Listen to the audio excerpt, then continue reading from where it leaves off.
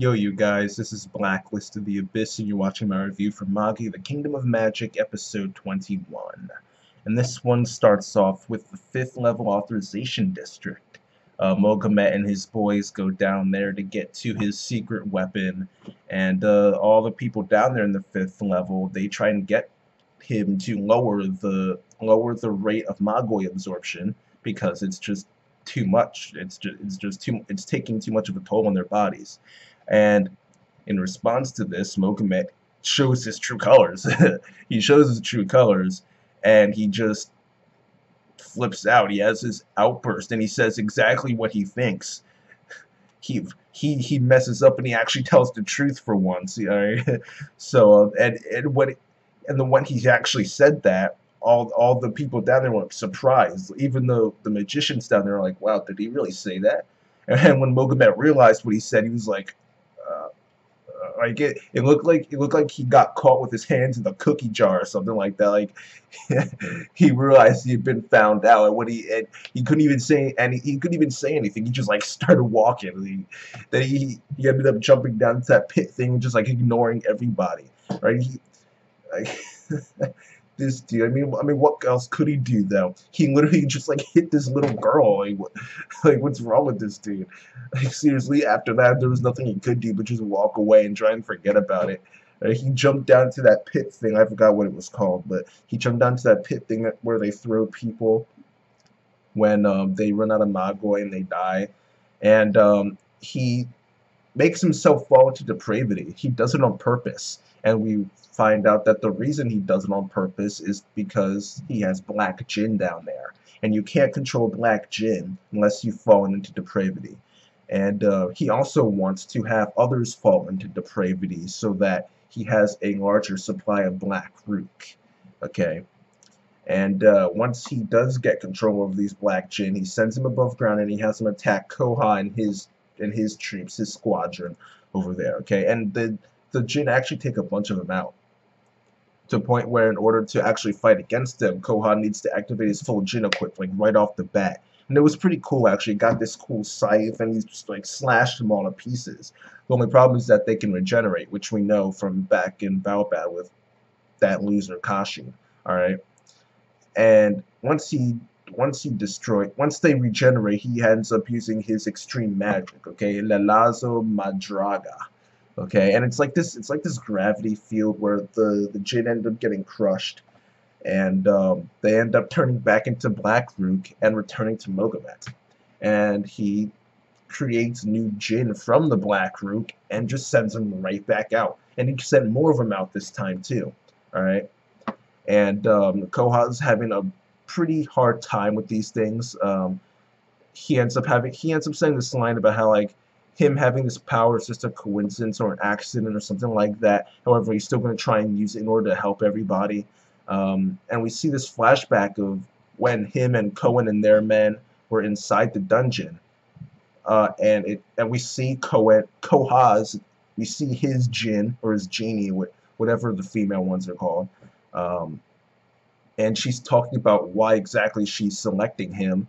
She said that the right person to select would technically be Cohen, but she knows that she can tell from the way Kouha's men feel about him that he would be a good candidate for a king, and that even though he can't be the king, even though he won't be the one to unite the world and all that, he is still worthy to be a king. All right, because Kouha thinks he was fine just settling for being a member of Cohen's household, but I forgot her name, but she tells him, no, you're better than that. You can still be a king. You are worthy of being a king. All right, so that flashback was kind of cool. But once the flashback ends, we get back to Kouha being overpowered, and Alibaba ends up coming to his rescue. It is full Djinn equip. So we see that for not really the first time because they spoiled it in the opening. But we see that, and he just incinerates all these Djinn. Like, it was pretty epic, actually.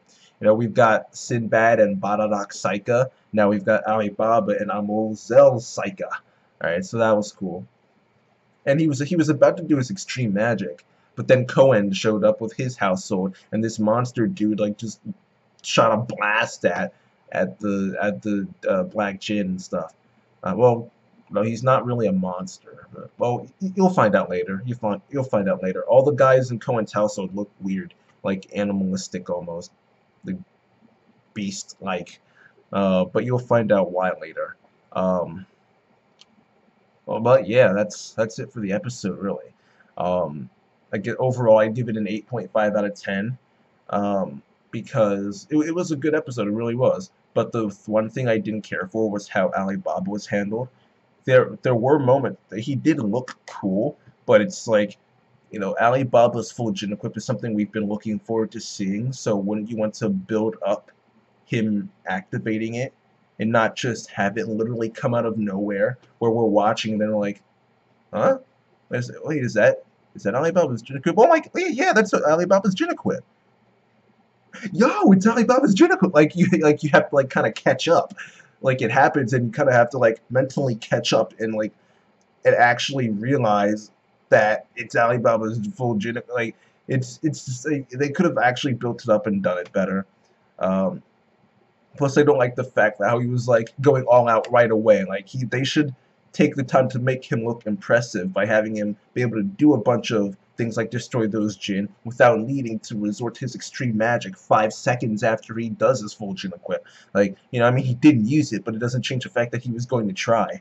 So, like, he should be able to. I didn't want him to have to resort to extreme magic right out the box, since extreme magic is like your most powerful attack.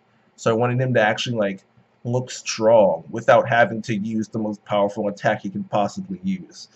But still a pretty good episode overall, though, even with that. So, and he did still look cool at times. So, yeah, I'll give it an 8.5 out of 10 overall. And yeah, that's it. Nobunaga will be out tomorrow because I've had a lot of work to do. But yeah, that's it.